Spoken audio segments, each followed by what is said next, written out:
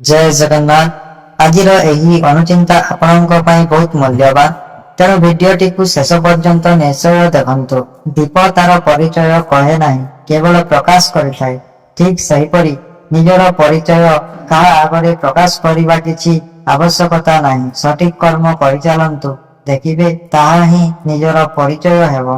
समय और संस्कार ये दुईटी जाक आम सफल जीवन रे निहाती आवश्यक। समय खराब चली संस्कार माने किछि न थाए, आ उत्तम संस्कार नथिले समयर माने किछि न थाए। केही आपन को भल पाऊ कि न पाऊ, विश्वास करू कि न करू, जदि आपण निजे ए सबु निज को देई पारंती ताहेले दुनियार कोनोसी शक्ति आपण को सफल हेबारे एवं खुशी रे बंटिबारे अटकाई पारिबो नाही। निजर शक्ति केते अछि निजे अवगत हेई निर्भीक भावे जीवन जीपा ही जीवनर एक अन्य उपलब्ध। स्वप्न केवल राति रे देखा जाए नहीं, सही स्वप्न को सत्य करिवा पाई दिन राति जे संघर्ष करा जाए तापरे जाई स्वप्न साकार होइथाए। जदि आपणक कर्म शुद्ध थाए तेबे जीवनर रास्ता निजे निजे आलोकित हेबाकू लागे। सचोट तार भी पराजय हुए नहीं।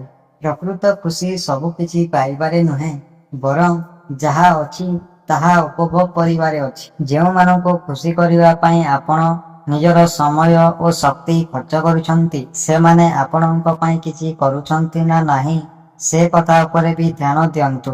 एक तरफा त्याग करी दुख कष्ट सही महान हेबा अपेक्षा निज खुशी पाई किछि करिबा भल।